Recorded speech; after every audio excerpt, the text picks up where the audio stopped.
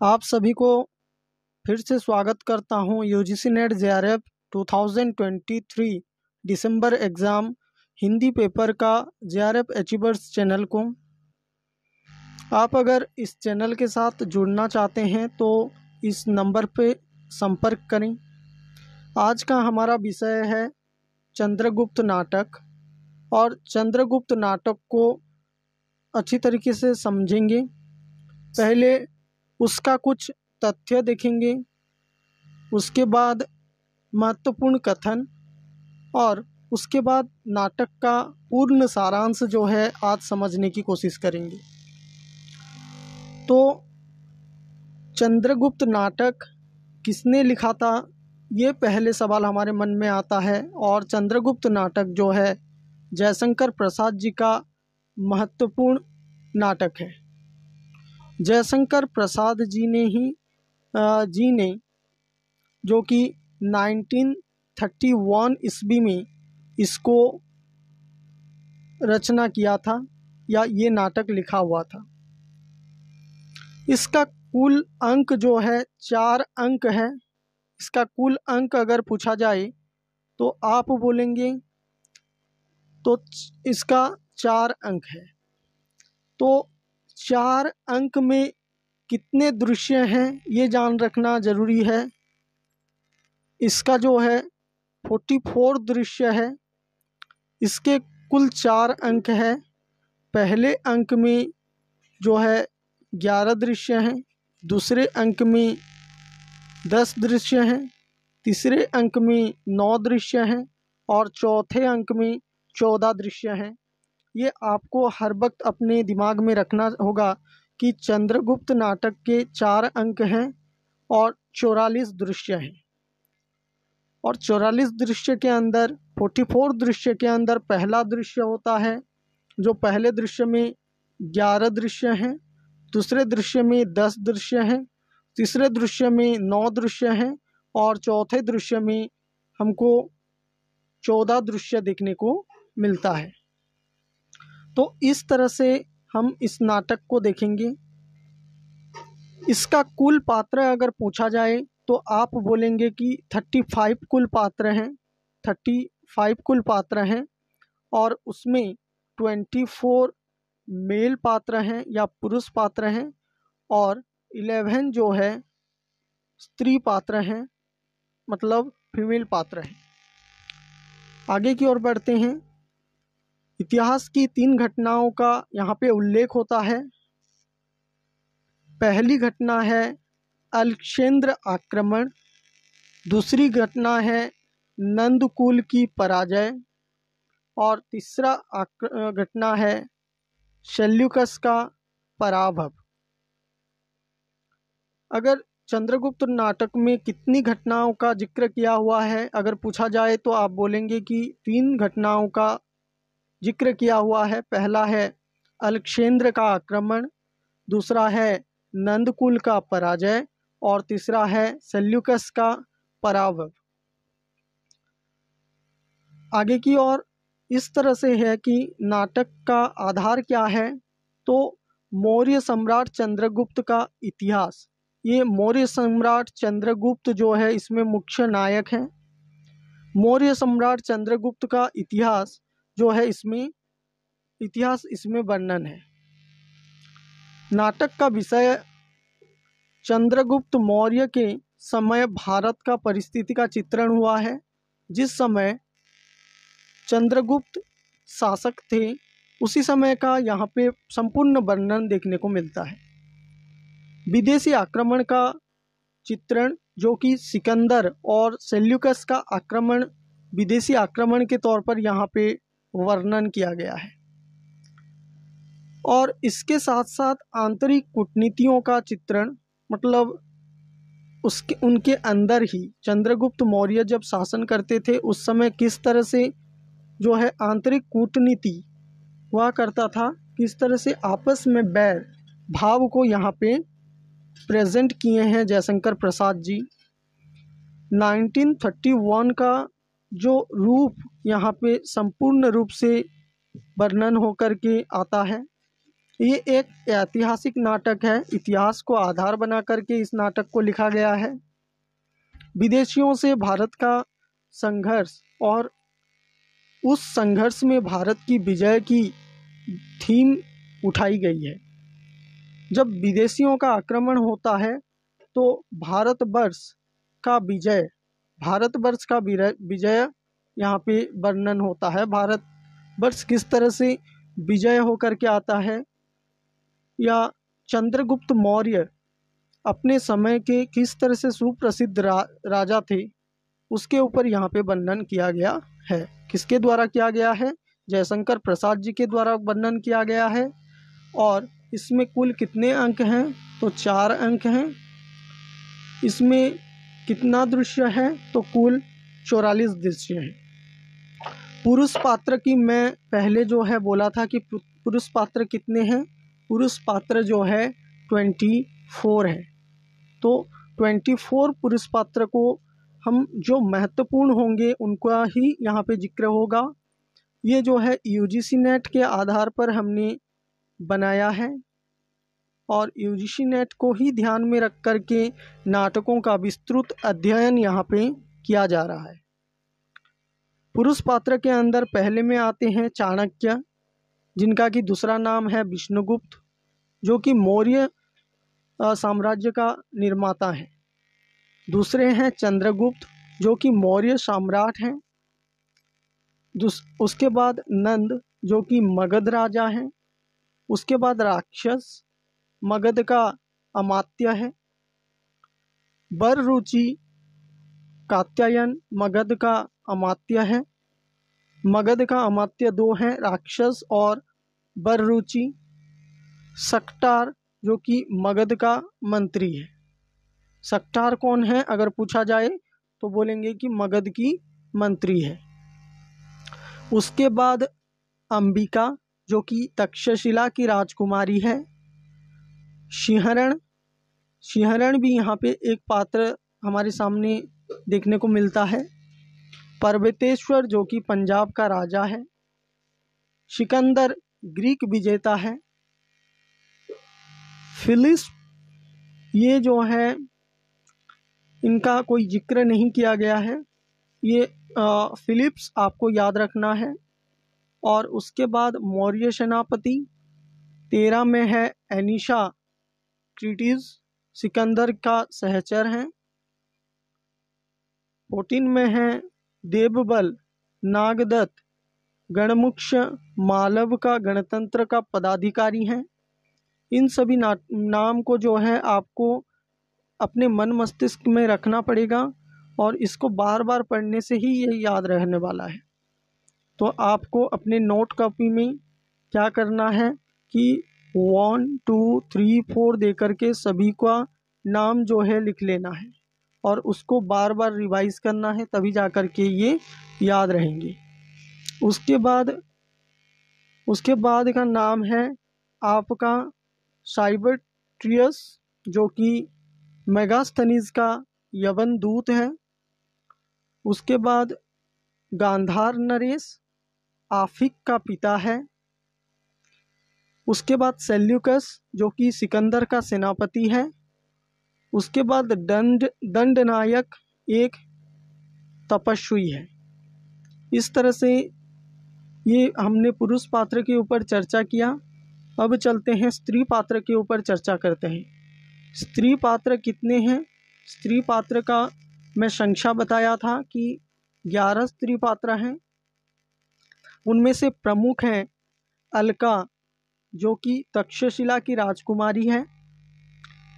सुवासिनी, सक्टार की कन्या, नंद की नर्तकी, चाणक्य की पूर्व परिचिता और राक्षस की प्रणयिनी है। मतलब सुवासिनी का बहुत अहम रोल है इसमें। कल्याणी, जो कि मगध की राजकुमारी है। नीला कल्याणी की सहेली है। नीला किसकी सहेली है ये पूछा जाएगा तो आप बोलेंगे कि कल्याणी की सहेली है। नीला लीला जो कि कल्याणी की सहेली है। मालविका सिंधु देश की कुमारी हैं। कर्नेलिया सेल्यूकस की पत्नी है। मौर्य पत्नी चंद्रगुप्त की माता है। मौर्य पत्नी का किससे संबंध है यह अगर पूछा जाए तो बोलेंगे कि चंद्रगुप्त की माता है। उसके बाद एलिस जो कि कर्नेलिया का सहेली है। इस तरह से हमने स्त्री पात्र और पुरुष पात्र को क्रमशः देखा। अब हम देखेंगे एक एक करके महत्वपूर्ण कथन जो कि चंद्रगुप्त नाटक के ऊपर लिखा हुआ है। इसमें कुल पात्र 35 हैं।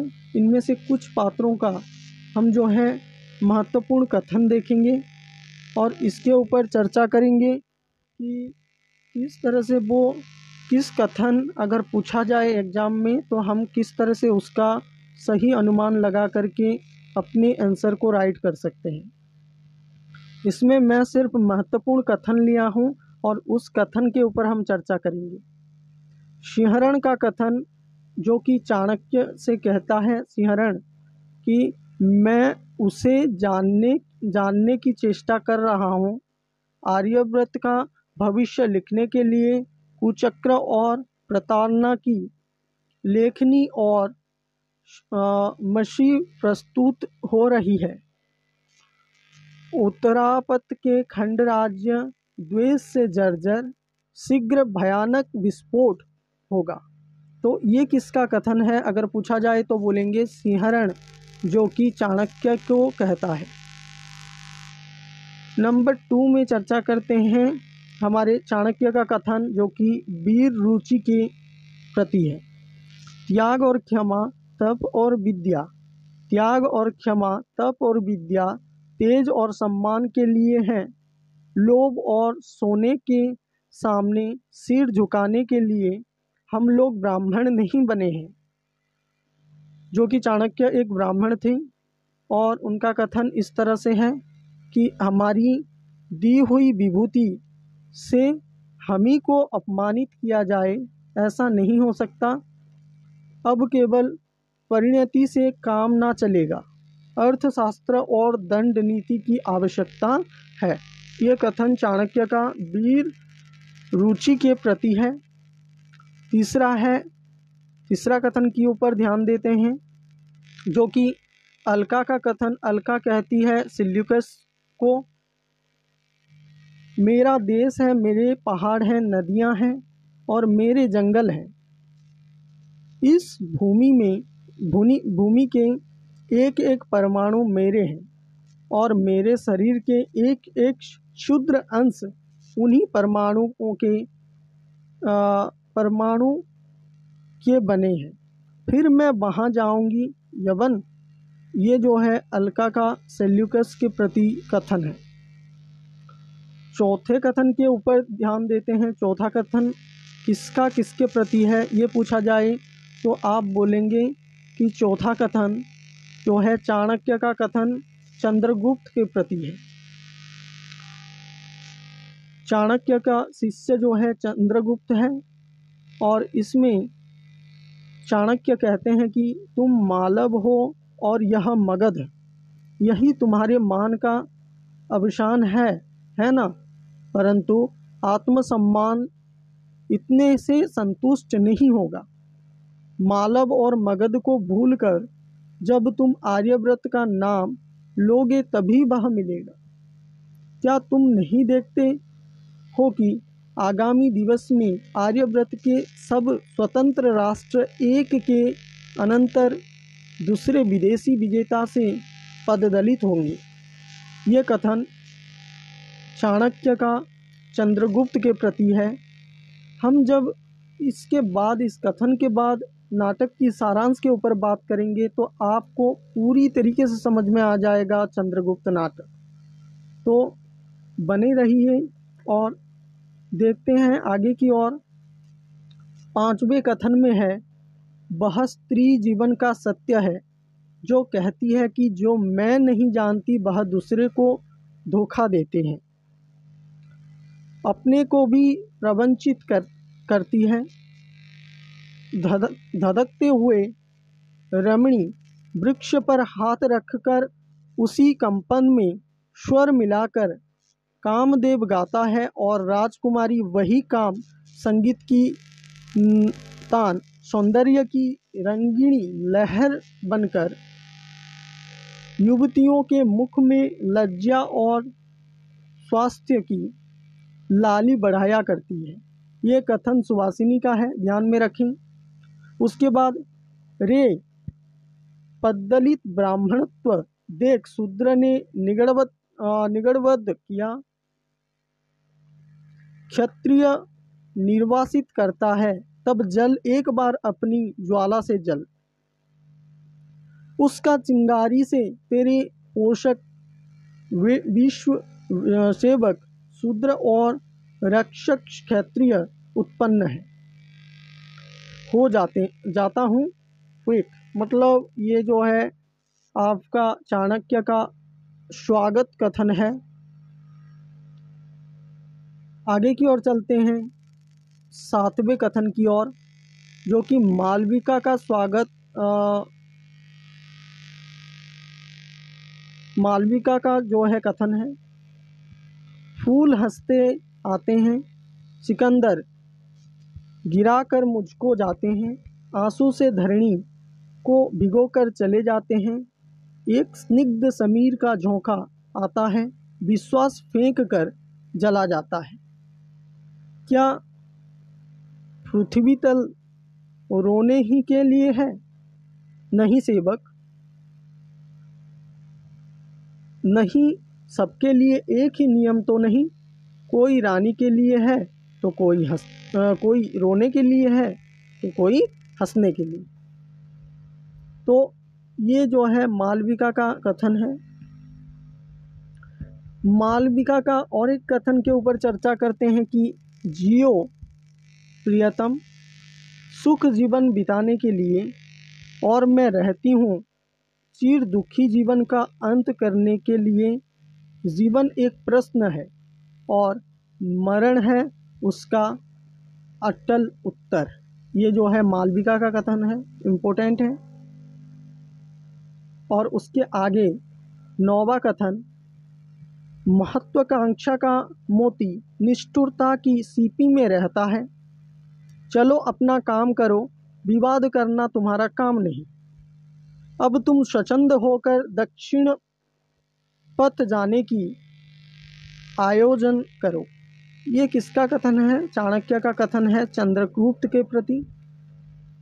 आपको देखने को मिल रहा है कि कितना महत्वपूर्ण कथन जो है छिप करके है हमारे नाटक के अंदर, और हम उसको एक एक करके पढ़ने की कोशिश कर रहे हैं। आगे की ओर कथन होता है कि चाणक्य सिंहरण से कहते हैं कि उसकी चिंता नहीं, पीछे अंधकार में बढ़ते हैं और मेरी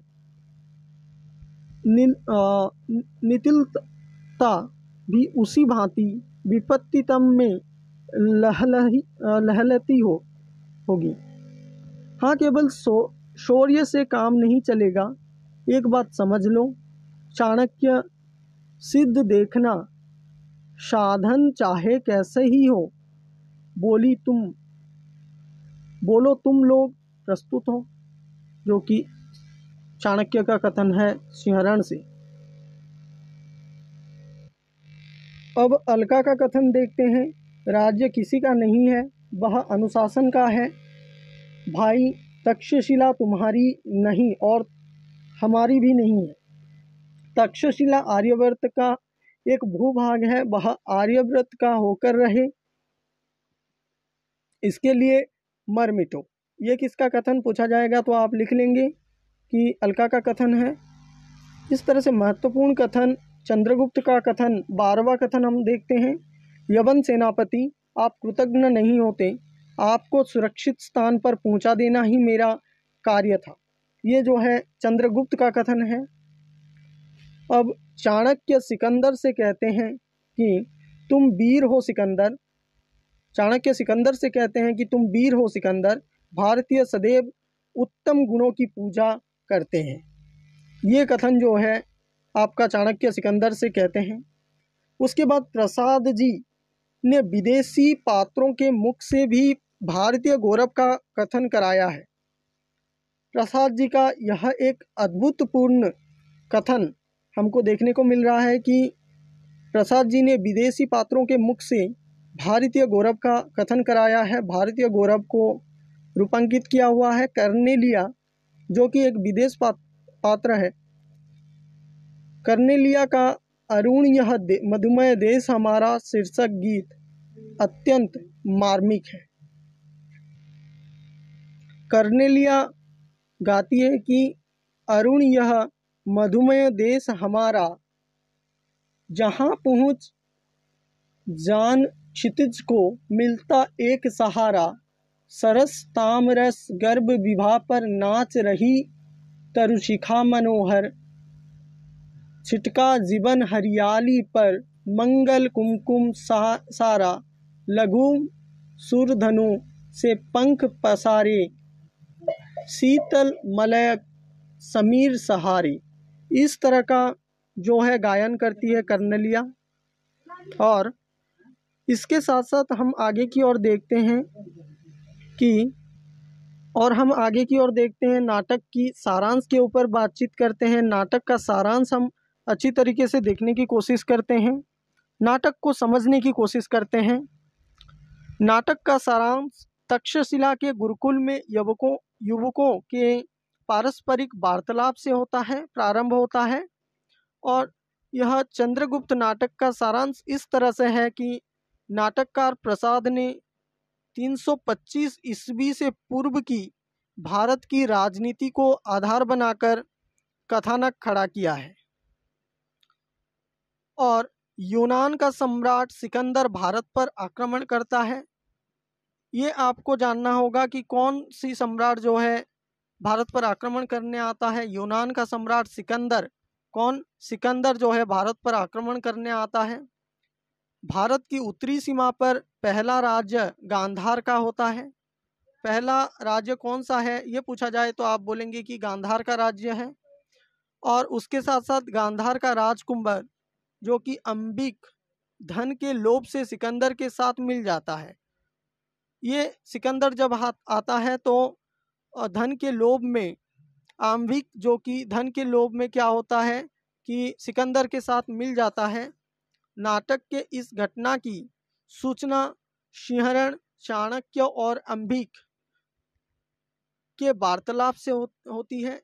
क्या हुआ कि सिकंदर जब आया, अंबिक उसके साथ मिल गया और आगे की ओर सिंहरण मालव राज्य का महाबलाधिकृत होता है।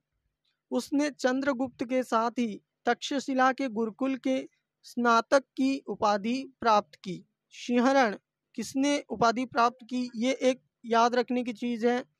सिंहरण मालव राज्य का महाबलाधिकृत होता है जो कि चंद्रगुप्त के साथ तक्षशिला के गुरुकुल में पढ़ता है। और उसने क्या किया कि स्नातक की उपाधि प्राप्त की संग में चंद्रगुप्त और मालव।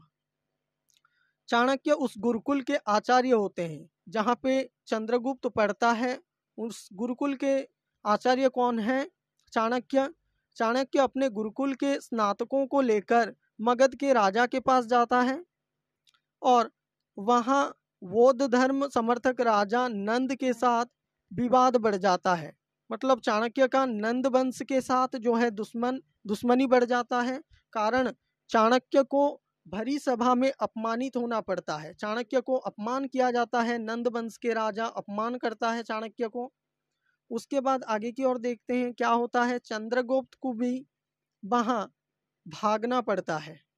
मतलब चंद्रगुप्त भी वहाँ पे रहना पसंद नहीं करता क्योंकि उसके गुरु की अपमान हो रहा है।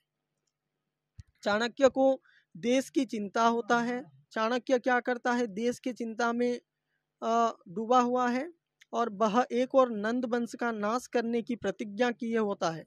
मतलब चाणक्य अब ये प्रतिज्ञा कर लेते हैं कि मुझे नंद वंश का संपूर्ण नाश कर लेना है और अपना शिखा जो है खोल लेते हैं। और लेकिन चाणक्य उसे मुंहतोड़ जवाब देता है कि वह मगध के लिए दूत का कार्य नहीं कर सकता। चंद्रगुप्त चाणक्य मगध की कैद से छुड़ाता है मतलब चंद्रगुप्त क्या करता है, चाणक्य को मगध की राजा जो कैद कर लिया है उनको वहां से छुड़ाता है और बाहर आकर चाणक्य देश की शक्ति संगठन करने के कार्य में लग जाते हैं और उसके साथ साथ नंद वंश को भी समाप्त करने की प्रतिज्ञा भी यहाँ पे कर लिए हैं। उसके बाद उधर पर्वतेश्वर को सिकंदर के आक्रमण का सामना करना होता है। पर्वतेश्वर ने मगध के राजा को शूद्र कहकर अपमानित किया था। किसने शूद्र कहकर अपमानित किया था? पर्वतेश्वर ने मगध की राजा को शूद्र कहकर अपमानित किया था, इसलिए मगध का राजा नंद उसकी सहायता नहीं करता। उसके बाद चाणक्य जानता है कि अकेला पर्वतेश्वर सिकंदर का सामना नहीं कर सकता, इसीलिए वह पर्वतेश्वर के पास जाता है कि वह चंद्रगुप्त के नेतृत्व में मालव और मगध की सेना को साथ लेकर सिकंदर के विरुद्ध लड़े। मतलब अब जो है सिकंदर के पर्वतेश्वर के पास जाते हैं और चाणक्य जी बोलते हैं कि आप जो है चंद्रगुप्त के नेतृत्व को मानो और मालव और मगध की सेना लेकर के सिकंदर के साथ युद्ध लड़ने के लिए जाओ। लेकिन पर्वतेश्वर उसकी बात नहीं मानता और उसे अपमानित करके अपने राज्य से निकाल दिया जाता है। उसके बाद क्या होता है, उधर सिंहरण भी विदेशी आक्रमण की ओर से सचेत रहता है। मगध का राजा नंद विलासिता में डूब जाता है। मगध का अमात्य राक्षस अपनी प्रेयसी के आंचल को ही क्षितिज मानकर उसके तले सोया रहना चाहता है। तो पहले के राजा किस तरह से विलासितापूर्ण जीवन यापन करते थे, इसका संपूर्ण वर्णन जो कि चंद्रगुप्त नाटक में दिखाया गया है। ये 1931 का 31 के पूर्व जो है किस तरह का राजाओं का शासन था और वहाँ पे किस तरह से एक राजा विलासितापूर्ण जीवन यापन करने का जो है पूर्ण वर्णन इसमें किया हुआ है। उसके बाद हम देखते हैं कि दंडयापन के तपोवन में अलका, चंद्रगुप्त, चाणक्य, सिकंदर, सेल्यूकस आदि एक साथ मेल होते हैं और वो सब मिल करके क्या करते हैं, सेल्यूकस ने मूर्छित चंद्रगुप्त को सिंह से बचाया होता है। किसने सिंह से बचाया होता है, ये क्वेश्चन आ सकता है। चंद्रगुप्त को जो है चंद्रगुप्त को सेल्यूकस ने जो है बचाया था और चंद्रगुप्त के सम्राट होने की भविष्यवाणी करता है। बचाने के बाद वो सम्राट होने की भविष्यवाणी भी कर देता है। किसका? चंद्रगुप्त का। चंद्रगुप्त सिकंदर के निमंत्रण पर कुछ समय के लिए यवन सेना के शिविर में रहता है। सेल्यूकस की पत्नी सेल्यूकस की पुत्री कर्नेलिया उससे प्रभावित होता है और सिकंदर पर व्यंग्यात्मक चोट करने के कारण चंद्रगुप्त को वहां से भागना पड़ता है। उसके बाद उधर चाणक्य की सलाह से सिंहरण चंद्रगुप्त और नटों का रूप धारण करके पर्वतेश्वर की सेना के शिविर में जाता है। मगध की राजकुमारी कल्याणी भी पुरुष देश में पर्वतेश्वर का सिकंदर के साथ युद्ध होता है। किसके साथ युद्ध होता है, यहाँ पे बोला गया है पर्वतेश्वर का जो है सिकंदर के साथ युद्ध होता है। प्रकृति उसका साथ नहीं देती और सिंहरण उसी वक्त पर असहाय करता है, असहाय नहीं, सिकंदर उसी वक्त पर सहायता करता है, फिर भी पर्वतेश्वर की पराजय हो जाती है। क्यों जो है वो चाणक्य की बात नहीं माना, इसी कारण से यहाँ पे देखने को मिलता है कि वो पराजय हो जाता है। सिकंदर पर्वतेश्वर की वीरता से प्रभावित होकर उसके साथ मैत्री कर लेता है और उसका वीरता का वर्णन यहाँ पे हुआ है। सिकंदर और अलका को पर्वतेश्वर के बंदीगृह में स्थान मिलता है। सिकंदर की नियत मगध पर आक्रमण करने की भी होती है। चाणक्य चंद्रगुप्त और सिंहरण उसे रोकने की योजना करते हैं, लेकिन रोक पाएंगे क्या? आगे की ओर देखते हैं। मालव गणराज्य के सैनिक चंद्रगुप्त को अपना सेनापति स्वीकार कर लेते हैं, मतलब यहाँ पे चंद्रगुप्त जो है सेनापति बन जाता है। अलका पर्वतेश्वर को लोभ देता है कि वह उसके साथ विवाह कर लेगी और बदले में वह सिंहरण को मुक्त करा देती है। अलका पर्वतेश्वर को बाध्य करती है कि वह सिकंदर के रण निमंत्रण पर ना जाए, लेकिन इसी बीच मालविका व चंद्रगुप्त के बीच प्रणय पनपता है। आप देख रहे हैं कि किस तरह से ये महत्वपूर्ण कथन और उसका सारांश हम देख रहे हैं। सारांश के अंदर बहुत ही छोटे से छोटे चीज़ों को भी हम जो है जानने की कोशिश कर रहे हैं। इसी बीच मालविका व चंद्रगुप्त के बीच प्रणय पनपता है और सिकंदर मगध पर आक्रमण करने की योजना बदल देता है। सिकंदर जो मगध के ऊपर आक्रमण करने के लिए तैयार हो चुका था, उसका योजना बदल देता है और भारत से लौटते समय उसे मालव गणराज्य से लड़ना पड़ता है। जो चीज पहले से तय हुआ था वो चीज ना होने की कारण यह सब हुआ। चंद्रगुप्त सिंहरण आदि सामूहिक रूप से सिकंदर का मुकाबला करते हैं। कौन कौन? यहाँ पे चंद्रगुप्त सिंहरण आदि सामूहिक रूप से सिकंदर का मुकाबला करते हैं और वो मुकाबले में क्या होता है यहाँ पे देखेंगे। और युद्ध में सिकंदर घायल होता है। सिंहरण सिकंदर को प्राण शिक्षा देता है और चंद्रगुप्त कृतज्ञतावश सेल्यूकस को छोड़ता है। सिकंदर इन सब से मैत्री करके लौट जाता है, लेकिन इसी बीच आचार्य चाणक्य राक्षस को अपनी चाल में फंसा लेता है और इसके परिणाम मगध का राजा नंद राक्षस के विरुद्ध हो जाता है। और यहाँ पे कूटनीतिक चाल आपको देखने को मिलेगा इस जो है पद में, इस वाक्य के अंदर आपको ये देखने को मिलेगा। उसके बाद राक्षस के मगध पहुंचाने ही उसको सुहासिनी के साथ ही बंदी बना लिया जाता है और उसके बाद में सक्टार का सेनापति मौर्य और राक्षस सुवासिनी आदि सभी नंद की कैद में भाग निकलते हैं, वहां से भाग जाते हैं। मौर्य, राक्षस, सुवासिनी ये जो सिकंदर के पास कैद होकर के रहे थे वो जो है वहां से भाग जाते हैं। आगे की ओर क्या होता है? आगे की ओर चंद्रगुप्त मगध के सैनिक को पराजित करता है। चंद्रगुप्त जो मगध के सैनिक थे उन सभी को पराजित करता है और नंद की राजसभा में जाता है। लेकिन वहां पे होता क्या है, प्रजा के सामने उसको अत्याचारों की कहानी दोहराई जाती है। लेकिन सक्टार नंद की हत्या कर देता है और चंद्रगुप्त मगध का सम्राट बनता है। यहाँ पे क्या होता है, सक्टार जो कि किसने हत्या किया था ये पूछा जाएगा। सक्टार ने नंद को जो है नंद की हत्या करता है और चंद्रगुप्त उसके बाद मगध का राजा बन जाता है। सिंहरण और अलका, सिंहरण और अलका का विवाह होता है।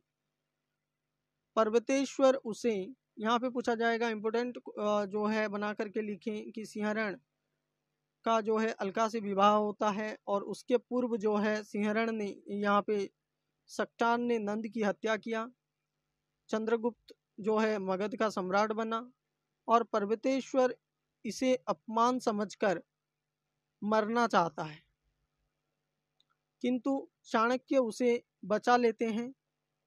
बचा करके बोलते हैं, चाणक्य अपनी कूटनीति से पर्वतेश्वर को चंद्रगुप्त का अनुगत बना देते हैं और उधर नंद की हत्या के बाद उसी पुत्री कल्याणी अस्थिर हो जाती है। अस्थिर होने के साथ साथ पर्वतेश्वर उसे बलपूर्वक अपना बनाना चाहता है, लेकिन किंतु कल्याणी उसे मार देती है। कल्याणी ने पर्वतेश्वर का हत्या कर दिया और स्वयं भी आत्महत्या कर लेती है। दूसरी तरफ मालविका भी चंद्रगुप्त का बचाने के लिए अपने प्राण दे देती है और चंद्रगुप्त का अब एक विरोधी रहता है वो कौन है? अंबिक, बहबी, चाणक्य, अलका और चंद्रगुप्त के प्रभाव से ही सही मार्ग पर आता है। अंबिका, बहबी, चाणक्य, अलका और चंद्रगुप्त के प्रभाव से ही सही मार्ग पर आता है। चाणक्य से बदला लेने के लिए राक्षस सेल्यूकस से मिल जाता है। किससे बदला लेने के लिए? चाणक्य से। लेकिन सुवासिनी कैद के रूप में कर्नेलिया के पास पहुंच जाती है और सेल्यूकस फिर भी भारत पर आक्रमण करता है। दोनों में महान युद्ध होता है, बहुत ही भयंकर युद्ध होता है। और उसके बाद क्या होता है कि कर्नेलिया को चंद्रगुप्त के साथ उसके पिता का युद्ध अच्छा नहीं लगता। मतलब क्या है, कर्नेलिया का जो कि विवाह और उसके साथ जो चंद्रगुप्त उनके कर्नेलिया के पिता के साथ युद्ध कर रहा था, ये युद्ध जो है कर्नेलिया को अच्छा नहीं लगता। सही अवसर पर सिंहरण आकर चंद्रगुप्त की सहायता करता है और सेल्यूकस पराजित हो जाता है। यहाँ पे जो विदेशी है सेल्यूकस, वो पराजित हो जाता है और चाणक्य सेल्यूकस की पुत्री कर्नेलिया का विवाह चंद्रगुप्त के साथ करवा देता है। सेल्यूकस की पुत्री कर्नेलिया का विवाह चंद्रगुप्त के साथ हो जाता है और स्वयं संन्यास ग्रहण कर लेता है। कौन? चाणक्य सेल्यूकस की पुत्री कर्नेलिया का विवाह चंद्रगुप्त के साथ करता है और स्वयं संन्यास ग्रहण करके जो है अपने अपनी राह में चलते हैं। तो इस तरह से चंद्रगुप्त कहानी का जो है प्रमुख सारांश हमने देखा। और उसके साथ एक महत्वपूर्ण चीज यहाँ पे हमको देखने को मिलता है कि यहाँ पे जो है चंद्रगुप्त नाटक में 13 गीत की जो है श्रृंखला देखने को मिलता है। जो लास्ट तक बने रहे हैं उनको ही ये इंफॉर्मेशन मिल रहा होगा कि 13 गीत जो है यहाँ पे देखने को मिलता है। और